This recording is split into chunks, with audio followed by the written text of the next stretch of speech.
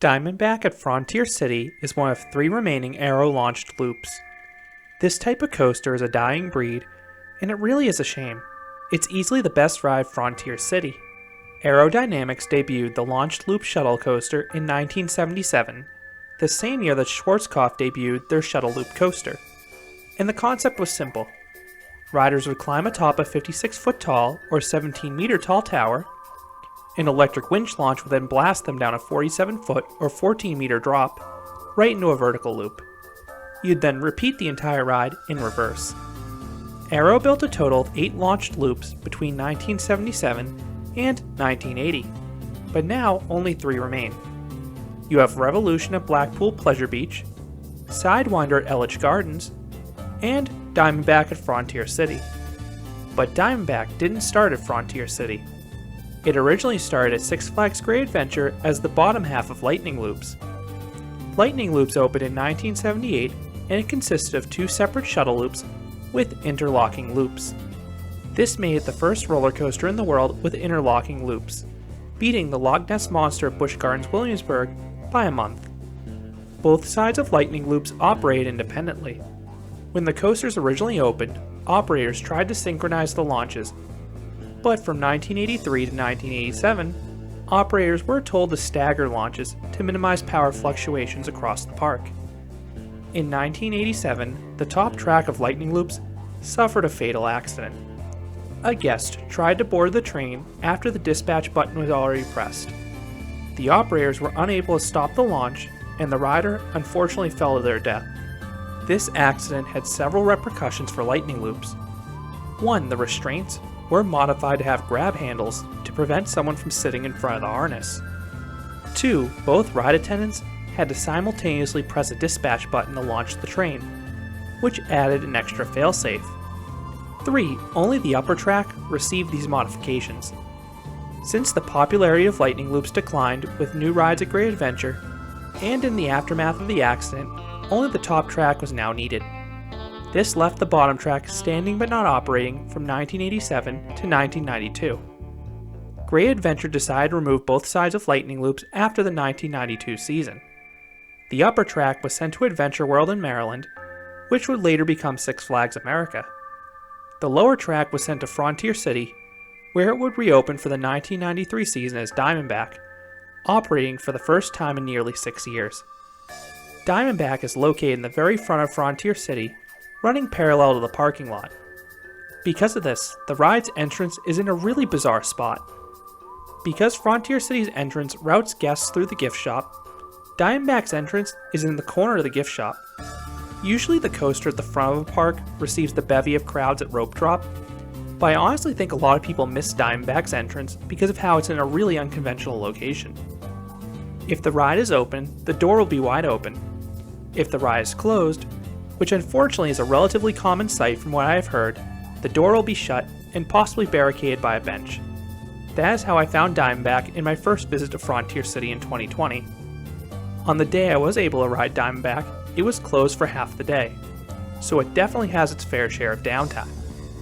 My recommendation is to ride this ride immediately if you see it operating when you get to Frontier City.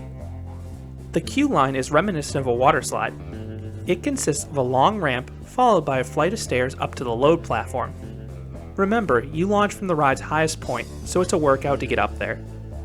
If you're standing on that load platform while the ride is cycling, Diamondback is pretty darn intimidating. You will hear a loud alarm before the ride starts. The catch car then pushes the train down the drop while you hear this loud pulsing revving noise. It is far from elegant, but it adds to the untamed nature of this ride. At the same time, the entire platform will shake violently as the train is launched down the drop. It reminded me of the top of Lex Luthor when Superman blasts up the tower at Six Flags Magic Mountain. With all those moving parts of the launch, and the fact that aerodynamics is out of business, it's not surprising why this ride has a lot of downtime. That is especially true since you have 2 separate launch mechanisms, one on each end of the ride. And one operational quirk about this ride is that the second launch on the far end of the ride requires a separate operator stationed all alone on that platform. The second launch is essentially a second dispatch at a second station rather than being automatically controlled by the ride or controlled by the operators in the main station. Between the ride's suspect reliability, the manufacturer being out of business, the undesirable climb atop the tower, and required operational staff, it's not a surprise this ride has fallen out of favor at amusement parks. But one encouraging thing about Diamondback is that it received a brand new covered station for the 2020 season. Not only is this a welcome addition for both the staff and guests on hot Oklahoma summer days, but it signals the park's intention to keep this ride long term. You do not build a station all of a sudden for a ride that you intend to remove anytime soon. Now, in terms of seat selection, it will come down to your personal preference. The front or back cars have the strongest airtime. The front row is where you want to sit if you want insane backwards ejector airtime. That was my favorite seat because of how exceedingly rare it is to experience airtime of that strength in reverse. The back row is where you want to sit if you want insane forwards ejector airtime.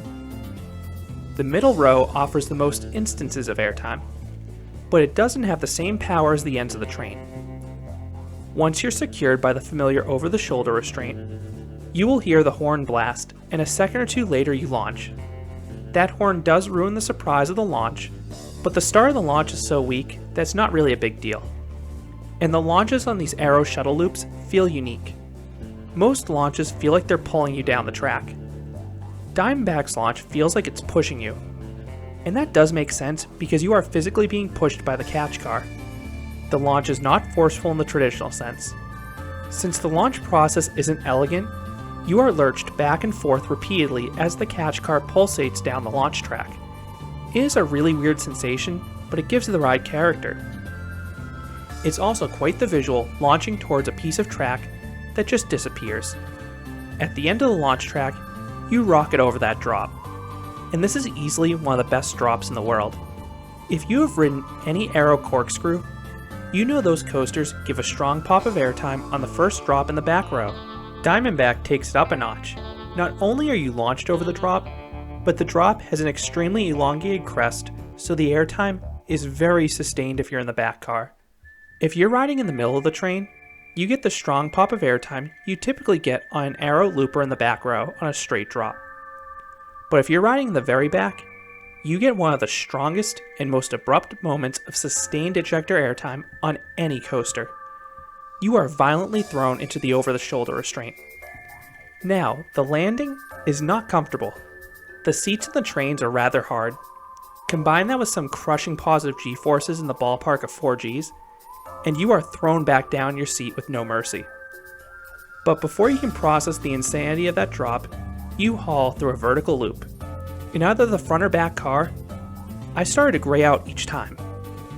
If I rode towards the middle, I could still feel the G-forces, but I wouldn't start to lose my vision. You then rise up onto the far platform.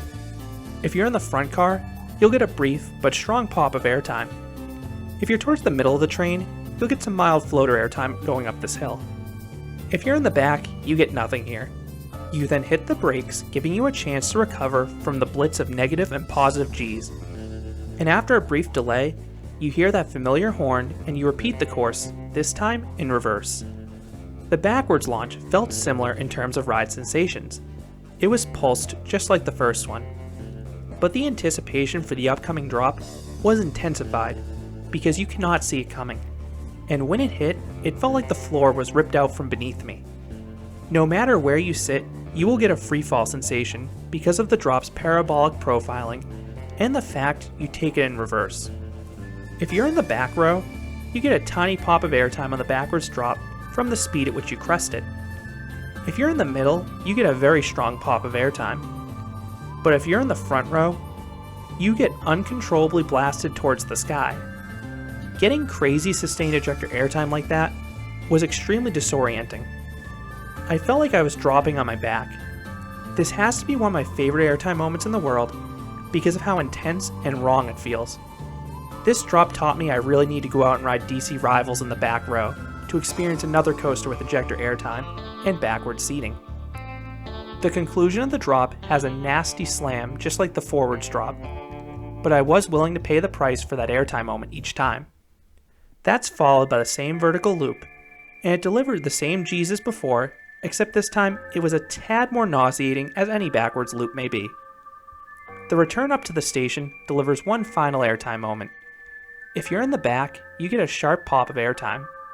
If you're towards the middle, you get some weak floater airtime yet again. If you're in the front, you get nothing on this hill, but it's only fair. Now, because of how Diamondback Station is located atop the staircase, I wanted to re-ride as many times as possible while atop the platform. And one interesting thing is that the operators don't have to cycle the restraints in between ride cycles. If I gave them the thumbs up and no one else was in line, they'd just launch me right back out. I had previously ridden one other launched loop in Revolution at Blackpool Pleasure Beach, but that one was considerably tamer than Diamondback. Revolution runs with just a 4-car train, while Diamondback has a 6-car train. This caused the airtime on Revolution to max out at how I described the airtime on the middle cars of Diamondback, and the vertical loop's G's were not quite as intense on that one. So needless to say, I was caught off guard by the sheer power of Diamondback. So what would I rate this coaster? I would give Diamondback an 8 out of 10. This ride is downright wild, especially if you ride it in the front or back cars. The backwards drop is breathtaking, and it's unlike any other drop I have ever experienced. Between that powerful airtime and forceful vertical loop, Diamondback is one of the most intense coasters I have ridden. I do take away a couple points for the ride's incredibly short length and the uncomfortable pullouts, but this was easily my favorite ride in the entire park, and there's a reason I marathoned it whenever it was operational during my latest visit to Frontier City. So those are my thoughts on Diamondback, one of the 3 remaining Arrow launched loops. Have you ridden Diamondback, or any of the other launched loops? I would love to hear your thoughts and comments about the ride. If you enjoyed this review, I'd appreciate if you gave this video a like, and you considered subscribing, because there'll be a lot more roller coaster and amusement park videos here at Canopy Coaster. Thanks for watching.